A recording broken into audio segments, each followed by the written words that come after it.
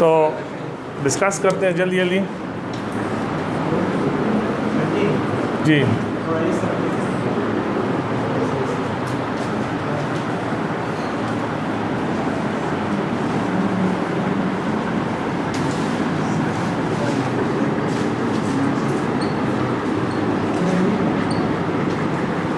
How to express an error.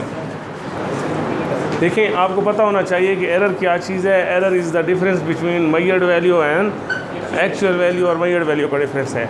और उसकी basic 3 types आपको पता है। Personal error due to the person होता है, systematic error due to instrument होता है, और रैंडम एरर जो होता है उसकी कोई भी एनी वजह हो सकती है, जो कि उस वक्त हमारे सामने आता है जब आप एक्सपेरिमेंट को रिपीट करते हैं। यानी कि आप एक एक्सपेरिमेंट को जब कई दफ़ा करते हैं तो हर दफ़ा आपको मुख्तलिफ आंसर आता है, तो हम कहते हैं यहाँ पर रैंडम एरर है। जैसे सिंपल पेंडुलम को एक्सट्रीम पोजीशन से छोड़ें, स्टॉप वॉच ऑन करें और वापस अपनी जगह पर आए, फिर बंद करें और फिर दूसरी दफ़ा रिपीट करें तो और जवाब आएगा तीसरी दफ़ा। तो जब आप एक एक्सपेरिमेंट बार बार रिपीट करें और कई आंसर आए तो हम कहते हैं ये कौन सा एरर है? VNT टेस्ट में आ चुका है।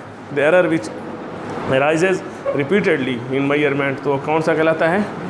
और इसको कैसे मिनिमाइज कर सकते हैं? By taking average value. Average value लेकर आप रैंडम एरर को मिनिमाइज कर सकते हैं। अब मैं असल इंपॉर्टेंट टॉपिक की तरफ जाता हूँ कि how to express an error. Error को एक्सप्रेस किस तरह से करते हैं? तो 3 टाइप्स हैं। पहले वाले केस को हम बोलते हैं एब्सोल्यूट एरर, दूसरे वाले को कहते हैं रिलेटिव एरर, और तीसरे वाले को कहते हैं हम लोग परसेंटेज एरर। एरर को 3 तरीक़ों से हम इंडिकेट करते हैं, या एरर्स को हम 3 तरीक़ों से एक्सप्रेस करते हैं। 3 वेज़ हैं एरर को एक्सप्रेस करने के या इंडिकेट करने के। अब पहले एब्सोल्यूट एरर क्या चीज़ है? एब्सोल्यूट एरर जो है ये लीस्ट काउंट को कहते हैं हम लोग। Least count of the instrument use for the measurement. मिसाल के तौर पे आपने कोई लेंथ मेजर की है 9 सेंटीमीटर प्लस माइनस 0.1 सेंटीमीटर, तो ये किस इंस्ट्रूमेंट से मेजर किया है? मीटर रूलर से। और आपने कोई मेजरमेंट किया है 5 सेंटीमीटर प्लस माइनस 0.01, तो किस इंस्ट्रूमेंट से किया है? वर्नियर कैलिपर से। और अगर दूसरी को लेंथ या डायमीटर कोई मेजर किया है 2.5 फ़र्ज़ करें सेंटीमीटर, जी हाँ, स्क्रू गेज। तो ये 3 आपके पास मैंने आपको, this is the way to express absolute error. Absolute error को एक्सप्रेस करने का तरीका प्लस माइनस लिखने के बाद लीस्ट काउंट लिखा होता है। उसकी निशानी क्या है कि ये लीस्ट काउंट ये 7 यूनिट लिखी हुई होगी।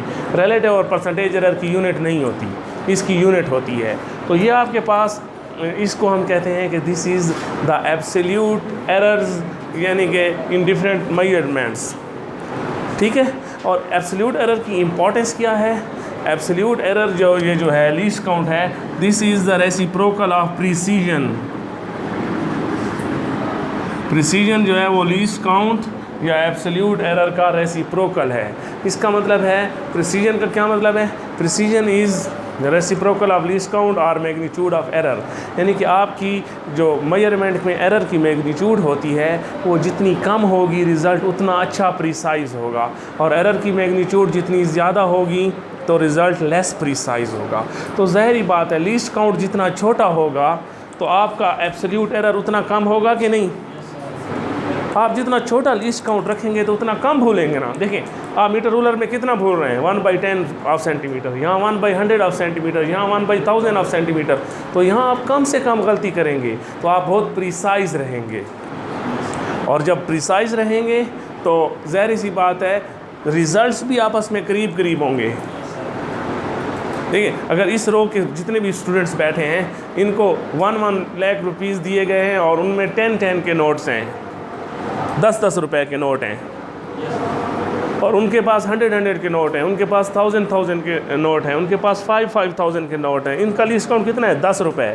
तो इनका आपस में फ़र्क कितना होगा? 10-20 रुपए का।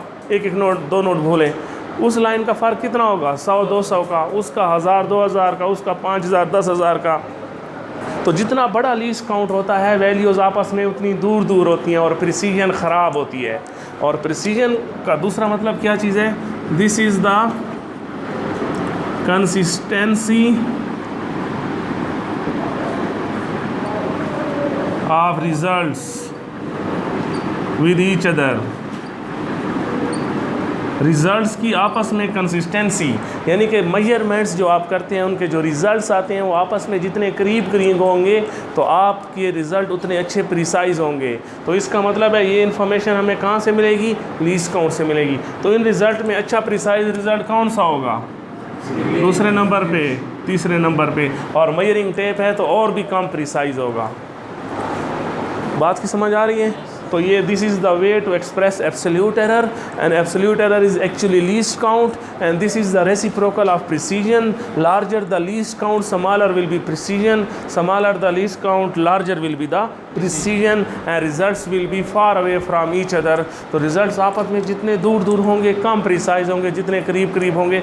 जैसे आप अगर आपको कहता है यहाँ पर निशाना लगाएं सेंटर को, और आपका निशाने सारे यहाँ लगे हैं, आप सेंटर से तो बहुत दूर हैं लेकिन आपस में बहुत, तो आपका रिज़ल्ट की एक्यूरेसी अच्छी नहीं है, क्योंकि एक्यूरेसी का मतलब होता है असल वैल्यू के करीब होना, प्रिसीजन का मतलब होता है आपस में करीब होना। तो ये निशाना आपका प्रिसाइज ज़रूर है लेकिन एक्यूरेट नहीं है। अच्छा, अब रिलेटिव एरर की तरफ जाते हैं। याद रहे ये जो रिलेटिव एरर है, this is nothing but ratio of the least count divided by measured quantity या मेजर्ड वैल्यू। तो इस केस में अब रिलेटिव एरर क्या होगा, मेरे वाले केस में 0.1/9, इस केस में 0.01/5, इस केस में 0.001/2.5। तो ये तीनों केसेस के मैंने आपके सामने रिलेटिव एरर लिख दिए हैं। तो रिलेटिव एरर निकालने का फार्मूला क्या है, least count of the instrument divided by measured value. तो फ्रैक्शन या absolute error divided by measured value. तो ये रिलेटिव एरर। और ये जो रिलेटिव एरर है, अच्छा एक लम्हे के लिए परसेंटेज एरर को भी सीख लें। परसेंटेज एरर जो है, percentage error is nothing that is the relative error multiply by 100, यानी least count over measured value multiply by 100। तो परसेंटेज एरर वही रिलेटिव एरर होता है परसेंट्स में, रिलेटिव एरर होता है फ्रैक्शन में, और उसको कर दो 100 से मल्टीप्लाई तो जवाब आ जाएगा परसेंट्स में। तो ये परसेंटेज में होता है, इसमें कोई ऐसी रॉकेट साइंस नहीं है। तो आप इस केस को, मेरे वाले केस को रिलेटिव एरर बनाओगे तो सिर्फ 100 से मल्टीप्लाई करोगे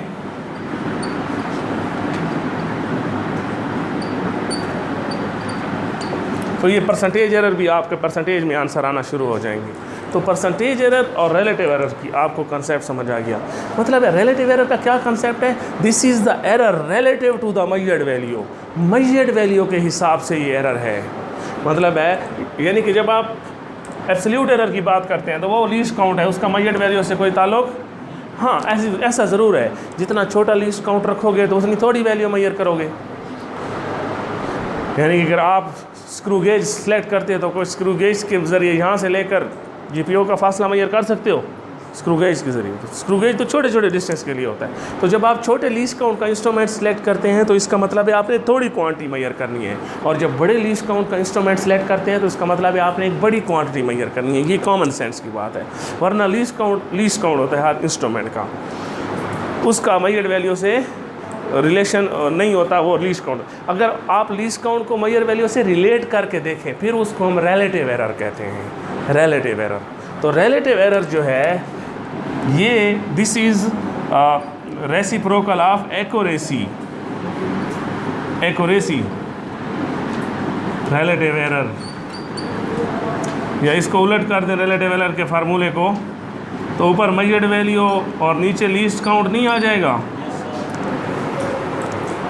relative error least count over measured value है तो उलट करके, इसका मतलब है accuracy is reciprocal of relative error और is directly proportional to the measured value and inversely proportional to, यानी कि ये भी प्रिसीजन की तरह रिलेटिव लीस्ट काउंट के साथ क्या है, इन्वर्सली प्रोपोर्शनल है, लेकिन इसमें जो इजाफी चीज़ आ रही है वो मेजर्ड वैल्यू है।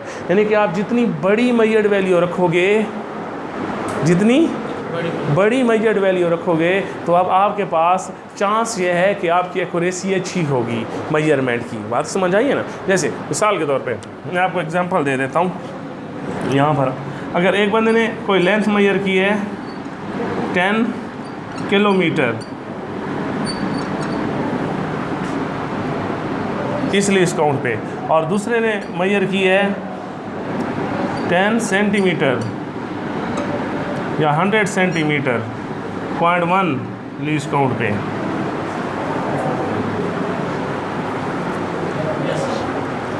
अब प्रिसीजन कहाँ अच्छी है?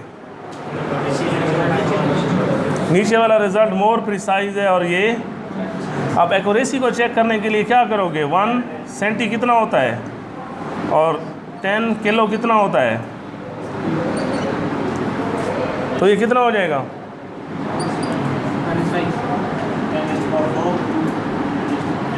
-6 आ जाएगा कि नहीं?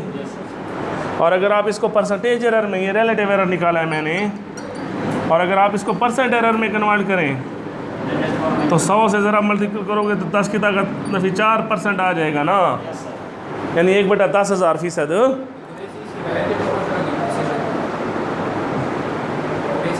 प्रिसीजन के साथ नहीं, मेजर्ड वैल्यू के साथ डायरेक्टली प्रोपोर्शनल है। प्रिसीजन एक्यूरेसी का भी बताता हूँ आपस में कंपैरिजन। इधर देखें, इसका रिलेटिव एरर निकालें इस केस का, शाबाश, 0.1 डिवाइडेड बाई, यूनिट तो सेम है सेंटी, इधर सेंटी और किलो था तो इसलिए प्रीफिक्स लिखे, इधर प्रीफिक्स लिखने की ज़रूरत, सेंटी कैंसिल हो जाएगा। तो कितना आंसर आ रहा है? कैसे 0.1 तो ये है ना, और ये 100 है 10 की पावर 2, ऊपर जाके -2 हो जाएगा, -2 -3 नहीं हो जाएगा। और परसेंटेज में कन्वर्ट करो तो 10⁻⁻1। अब खुद देखो, ये रिज़ल्ट प्रिसीजन में क्या है? ज़्यादा है, लेकिन एक्यूरेसी में देखो, इसका परसेंटेज एरर है 1/10, उसका परसेंटेज एरर है 1/10,000, यानी यहाँ एरर का परसेंटेज कम है ना, यहाँ एरर का परसेंटेज ज़्यादा है। जब एरर का परसेंटेज यहाँ कम है तो ये रिज़ल्ट मोर एक्यूरेट है, ये रिज़ल्ट लेस एक्यूरेट है। यानी कि ये रिज़ल्ट यहाँ प्रिसीजन में गंदा है, वो एक्यूरेसी में अच्छा क्यों हो गया है? क्यों? क्योंकि यानी कि 1 सेंटीमीटर ठीक है, 0.1 सेंटीमीटर के मुकाबले में बड़ी गलती है, लेकिन ये गलती 10 किलोमीटर में थोड़ी है। यानी कि अगर आप 10 किलोमीटर में 1 सेंटीमीटर भूल रहे हैं और दूसरी तरफ 100 सेंटीमीटर में 0.1 सेंटीमीटर भूल रहे हैं, तो आप यहाँ ज़्यादा भूल रहे हैं, यहाँ गलती की परसेंटेज ज़्यादा है, यहाँ एक्यूरेसी कम है और वहाँ एक्यूरेसी ज़्यादा है। मतलब अगर आप 1 लाख रुपए में 100 रुपये भूल जाते हैं और उधर 100 रुपये में 10 रुपये भूल जाते हैं, 1 लाख में 100 रुपये भूले हैं और 100 रुपये में 10 रुपये भूले हैं, भूले तो 1 लाख में 100 लीस्ट काउंट के हिसाब से आपकी प्रिसीजन 1 लाख में अच्छी नहीं है, लेकिन 1 लाख के हिसाब से 100 रुपये भूल जाना बड़ा गलती, लेकिन 100 रुपये में 10 रुपये भूल जाना बड़ी गलती है। बात समझ आ रही है कि नहीं? मतलब है 1 लाख में आप कितना भूल गए? 100, और 100 में आप कितना भूल गए? 10। तो प्रिसीजन तो यहाँ गंदी है और यहाँ प्रिसीजन, लेकिन परसेंटेज एरर इसका देखो, तो ये कितना आएगा? -3 ना।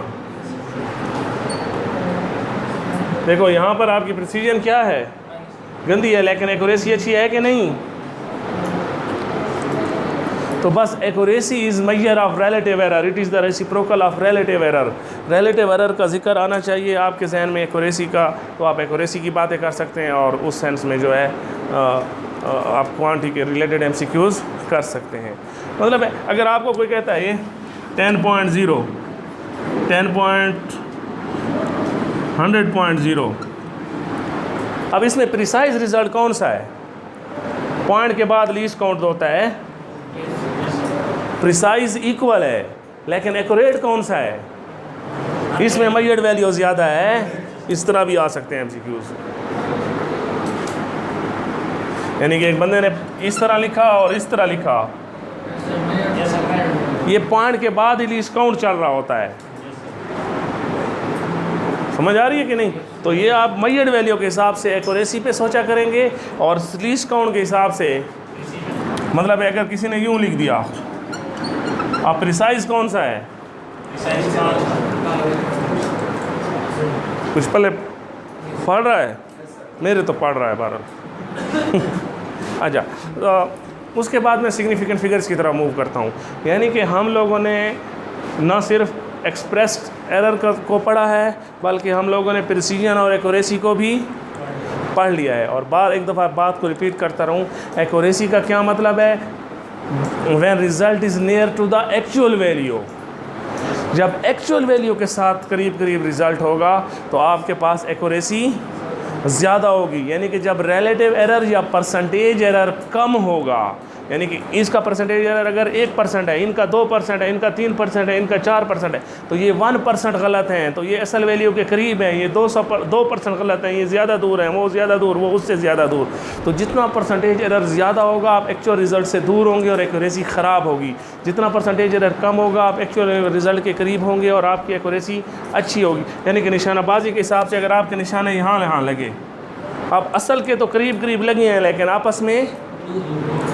अच्छा, एक और आखिरी बात और भी सुनो कि जब आप प्रिसीजन पे तवज्जो देते हैं तो ज़ाहिर है फिर मैयड वैल्यू, यानी प्रिसीजन पे तवज्जो दोगे, आप कहते हैं रिज़ल्ट अच्छा प्रिसाइज है, तो आपको छोटा लीस्ट काउंट पसंद करना होगा कि नहीं? तो छोटे लीस्ट काउंट वाले इंस्ट्रूमेंट छोटी मेजरमेंट करेगा तो मैयड वैल्यू छोटी हो जाएगी, तो फिर एक्यूरेसी के ख़राब होने के चांसेस बढ़ जाते हैं। लेकिन जब आप लार्ज वैल्यू को डील करते हैं, आप यहाँ से पेशावर का फासला मैयर करते हैं, तो यहाँ से पेशावर का फासला जब आप मैयर करेंगे तो आपको बड़े लीस्ट काउंट वाला मैयरिंग टेप चाहिए होगा कि नहीं? तो आपने लीस्ट काउंट की जब कुर्बानी दी है तो प्रिसीजन ख़राब हो गई है कि नहीं? लेकिन मैयड वैल्यू लार्ज हो गई है जो एक्यूरेसी को फ़ायदा दे देगी।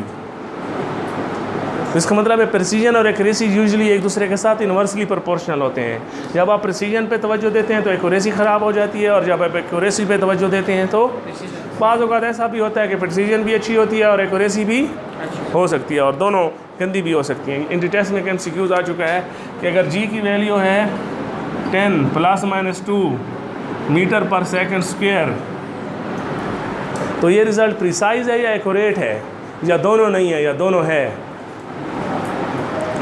देखो 10 में 2, 10 के हिसाब से 2 मीटर पर सेकंड बड़ा लीस्ट काउंट है या छोटा?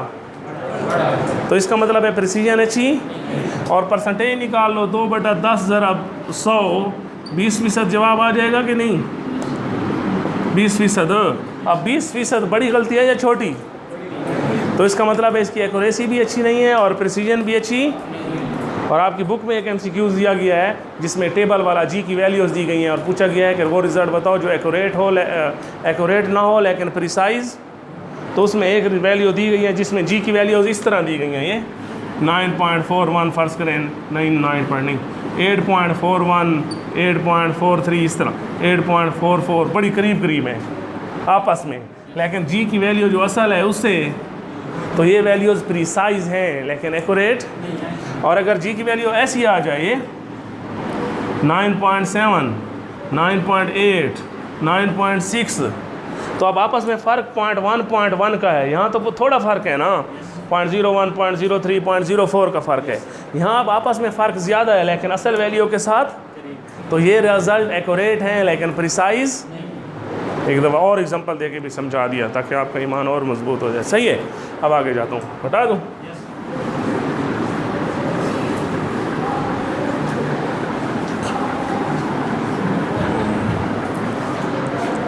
Significant figures.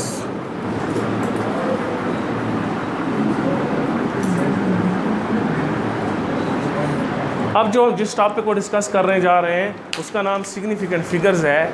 और सिग्निफिकेंट फिगर्स जो हैं वो आपके पास, ये कितने पे क्लास खत्म होगी?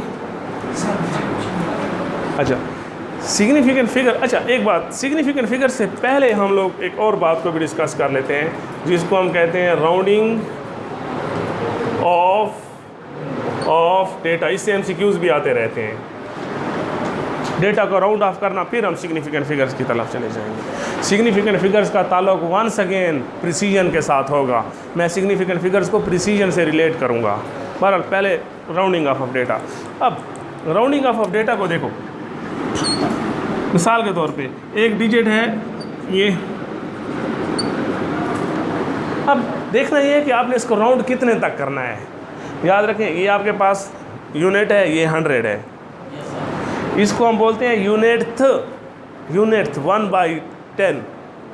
यूनिट नहीं है, sorry, I am taking my words back. Unit नहीं होता कभी, 10th होता है, 10वां हिस्सा।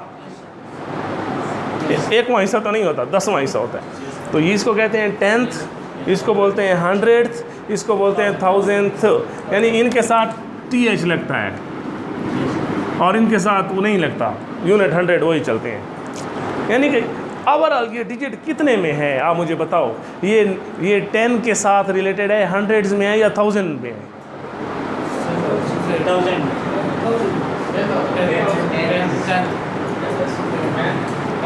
ये 10 है, 10 में है।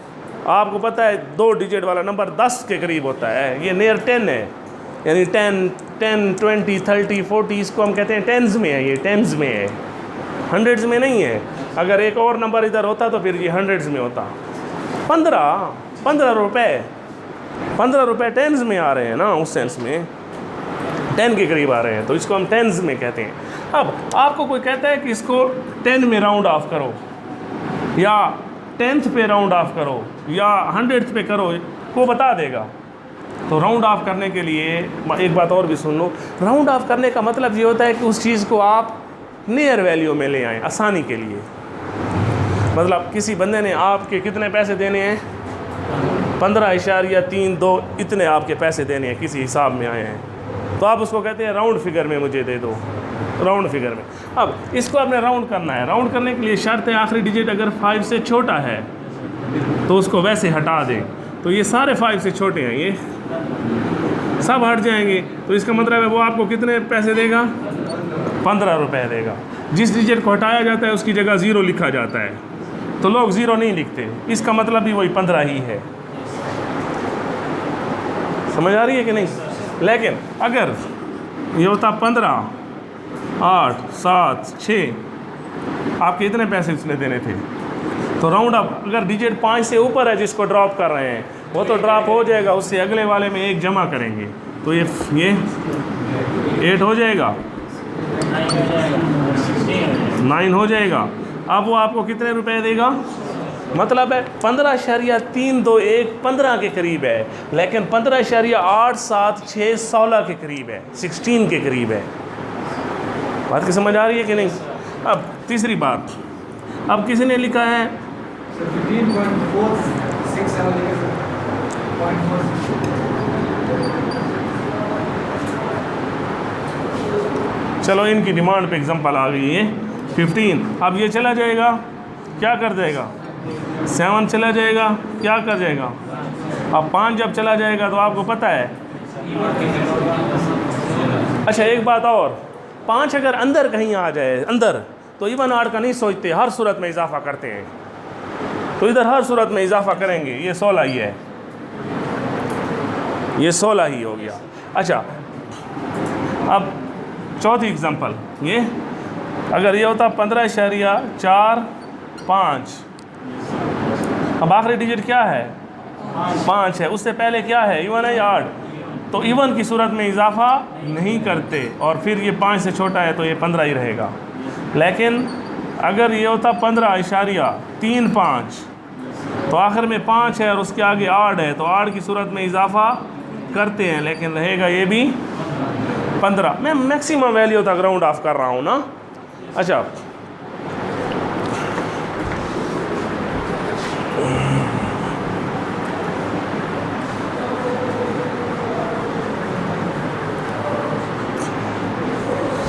देखें, अब अगर ऐसा हो 15.451, 5 के पीछे कोई नॉन ज़ीरो डिजिट पड़ा होता है तो इवन आड का नहीं सोचोगे, हर सूरत में इजाफा करोगे। तो लिहाजा ये 15 ये 1 चला जाएगा, 5 जब चला जाएगा तो इसको 5 कर जाएगा, 5 जब जाएगा तो इसको,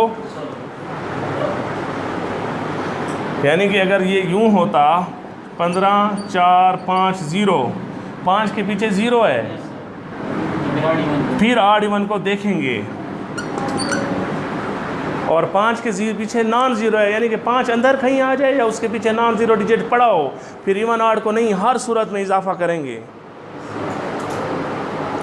अब सीख गए हैं रूल्स। 5 से छोटे वाले को नहीं, 5 से बड़े वाले के केस में इजाफा करेंगे। खुद 5 के केस में अगर एंड पे 5 है, इवन आड का सोचेंगे। अगर 5 के पीछे ज़ीरोज़ हैं फिर भी इवन आड का, लेकिन 5 के पीछे अगर कोई गैर सिफरी हिस्सा पड़ा हुआ है तो इवन आड का नहीं सोचेंगे, हर सूरत में इजाफा। तो इससे रिलेटेड MCQs आ सकते हैं। अब एक और बात, अगर आपको कोई कहता है 627 को ये हंड्रेड्स में है, 10 में है या 1000 में है, इसको नियर 100 में राउंड ऑफ करो, नियर हंड्रेड्स में। तो जब 7 जाएगा, 5 से बड़ा है या छोटा है, क्या कर देगा? 3 जब जाएगा, बड़ा है या छोटा है, तो बिल सिर्फ चला जाएगा कि नहीं? बात की समझ आ रही है कि नहीं आई? देखो, जिस डिजिट को ड्रॉप कर रहे हैं उसको देखा जाता है 5 से बड़ा है या छोटा है। तो ये 5 से, तो ये जब जाएगा तो इसको 3 नहीं कर जाएगा, 3 जब जाएगा तो उसमें इजाफा नहीं करेगा ना। यानी कि अगर किसी ने आपके 627 देने हैं और आप उसको कहते हैं हंड्रेड्स में राउंड ऑफ करके मुझे दो, हंड्रेड्स में, तो आपको कितने पैसे देगा? और वो आप उसको कहते हैं नहीं मुझे टेंस में राउंड ऑफ करके दो, एक डिजिट तक, तो वो आपको कितने देगा? 630 देगा। तो बड़े डिजिट को राउंड ऑफ करना कोई मुफीद बात, कितना नुकसान हो गया? 627 रुपये का नुकसान हो गया है। तो राउंड ऑफ करने का फ़ायदा उस वक्त होता है जब पॉइंट्स में चीज़ें हों। बड़ी वैल्यू को राउंड ऑफ करना कोई अक्लमंदी नहीं है, ज़्यादा फ़ायदा या नुकसान हो सकता है। हर वक्त तो फ़ायदा भी नहीं होगा ना। मतलब अगर आपको कोई कहता है 35 को राउंड ऑफ करो नियर 10 में, आड है इवन है, तो आड है तो इजाफा करेंगे ना 40। लेकिन अगर आपको कोई कहता है 25 को करो, नहीं करेंगे। फिर आपको कहता है 45 को करो, फिर 55 को, देखो। तो बड़े डिजिट का, यानी कि बस राउंड ऑफ का मेन कंसेप्ट ये है कि नियर वैल्यू में ले आना, नियर यूनिट में, नियर हंड्रेड्स में। अच्छा, अगर आपको कोई कहे इसको, ये तो मैंने टेंस में लाया है, नियर 10 में ले आओ, नियर 10, इसको नियर 10 में ले आओ, करीबी 10। ये क्या है? 5 से बड़ा है छोटा है? 20 हो जाएगा। समझ आ रही है कि नहीं? और ये भी 20 हो जाएगा। ऑड है ना? सोचा करोगे किस तरह MCQs पूछा गया है। सिग्निफिकेंट फिगर्स की तरफ चला जाऊं? इजाज़त। सिग्निफिकेंट फिगर्स,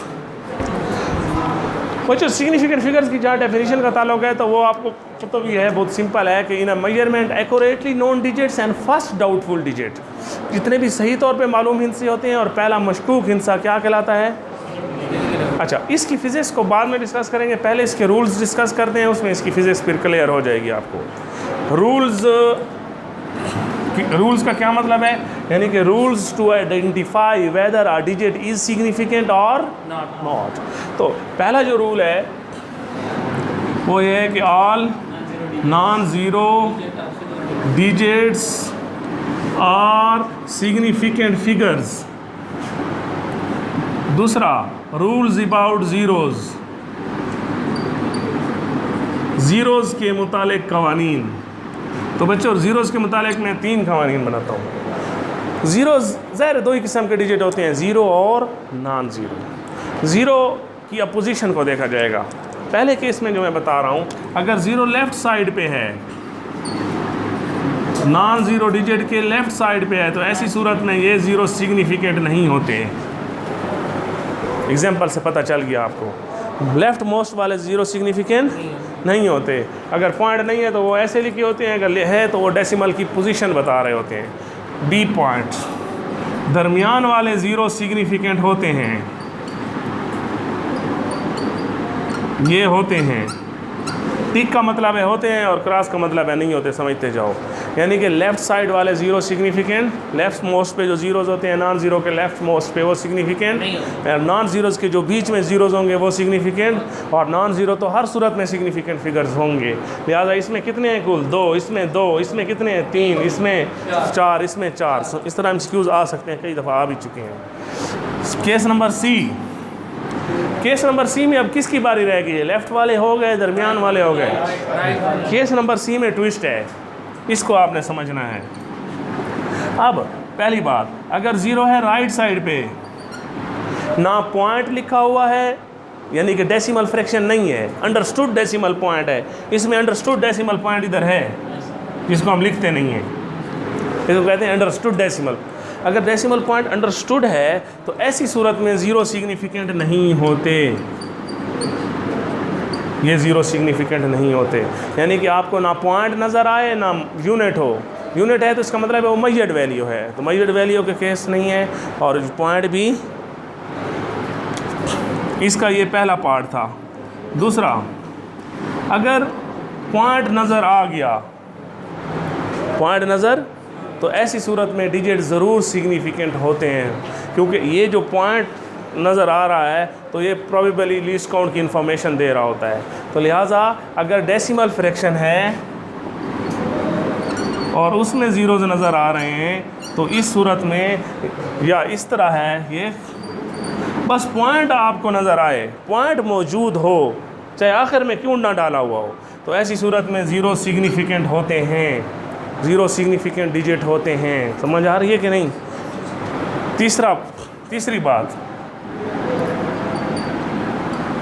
तीसरी बात में अगर किसी ने यूँ लिखा हुआ है 200 या फ़र्ज़ करें 300 मीटर, 7 यूनिट लिखा हुआ, जब 7 यूनिट लिखा हुआ तो इसको हम कहते हैं ये मेजर्ड वैल्यू है, और मेजर्ड वैल्यू वाले केस में ज़ीरो सिग्निफिकेंट होते हैं आम तौर पे, तो ये ज़ीरो सिग्निफिकेंट होंगे। यानी 7 यूनिट नज़र आ जाए तो ज़ीरो सिग्निफिकेंट। लेकिन इसमें एक ट्विस्ट है, इसमें भी ट्विस्ट है। तीसरे पॉइंट में जैसे ट्विस्ट है तो इस तीसरे पॉइंट में भी ट्विस्ट है। वो क्या ट्विस्ट है? लीस्ट काउंट वाला ट्विस्ट है। कि मिसाल के तौर पे एक बंदे ने 300 मीटर की बात की है और लीस्ट काउंट 1 मीटर ही है, यानी कि लीस्ट काउंट उतना है जितनी यूनिट। तो इस सूरत में ये तीनों के तीनों, ये डिजिट और ये दोनों के दोनों ज़ीरो सिग्निफिकेंट, और इसको लिखने का क्या तरीका है? यूँ,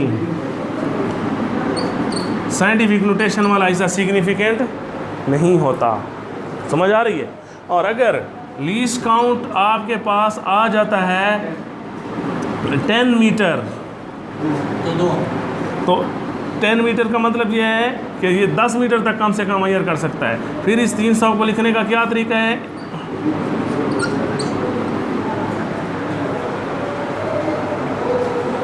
यानी कि लीस्ट काउंट अगर वही है जो यूनिट है तो सब के सब होंगे। लीस्ट काउंट अगर टेंस में है तो 1 ज़ीरो ड्रॉप करोगे, हंड्रेड्स में है तो 2 ड्रॉप करोगे, 1000 में है तो 3। अब 100 और 1000 में लीस्ट काउंट होना कोई बकवास है। 100 यानी कि इस मेजरमेंट में लीस्ट काउंट 100 मीटर है, 100 मीटर को लीस्ट काउंट है मेजरिंग टेप का, और उससे आप मेजर कर रहे हो 300 मीटर। ये तो बहुत जुल्म नहीं है? सही है ना? तो इतने बड़े लीस्ट काउंट होते नहीं है, मैं समझाने के लिए कह रहा हूँ। यानी कि लीस्ट काउंट में अगर आप यूनिट से 10, 100, 1000 में करते जाओगे तो ज़ीरो को 1-1 या उधर डिजिट भी 1-1 राउंड ऑफ करके हटाते जाएंगे। लेकिन अगर लीस्ट काउंट पॉइंट में आता जाए, जैसे 0.1 मीटर, तो फिर इसमें 1 ज़ीरो का इजाफा कर दोगे, फिर 4। और अगर लीस्ट काउंट छोटा तो और भी हो सकता है ना, तो फिर इसमें और 1 का इजाफा करते जाओगे। मेरी बात की समझ आ रही है कि नहीं?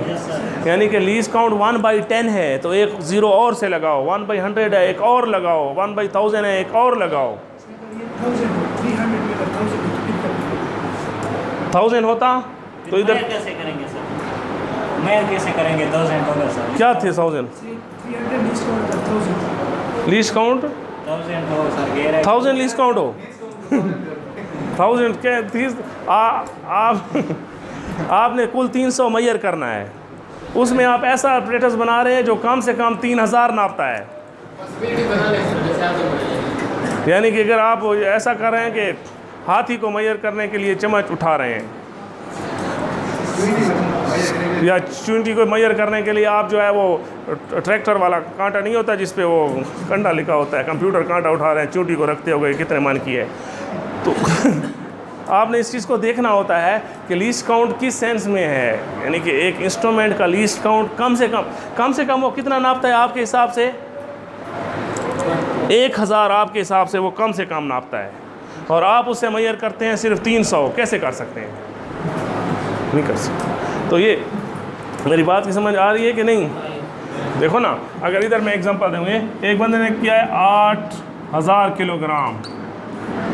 अब 8000 किलोग्राम में अगर लीस्ट काउंट है 1 किलोग्राम, तो ये तमाम के तमाम डिजिट सिग्निफिकेंट होंगे। और अगर लीस्ट काउंट आपके पास है 10, तो 1 0 नहीं होगा। और लीस्ट काउंट अगर आपके पास है 100, अब 1000 में लीस्ट काउंट तो बहुत जुल्म नहीं है, 100 में भी बहुत जुल्म है। कम से कम 1000 किलोग्राम नापे, कुल 8000 नापना है, या कम से कम 100 किलोग्राम नापे, यानी कि 100 किलोग्राम नापे, उस पर मैं चढ़ जाऊंगा, हिलेगा भी नहीं। तो इस तरह सोचा जाता है चीज़ों पे। तो ये आपके पास इस बात को सोचें। तो लीस्ट काउंट के हिसाब से सिग्निफिकेंट फिगर्स की तादाद का अंदाज़ा लगाया जाता है। और याद रखें कि अब आप मुझे बताएं, बात ख़त्म करते हैं, इन मेजरमेंट में सिग्निफिकेंट फिगर्स कहाँ ज़्यादा हैं?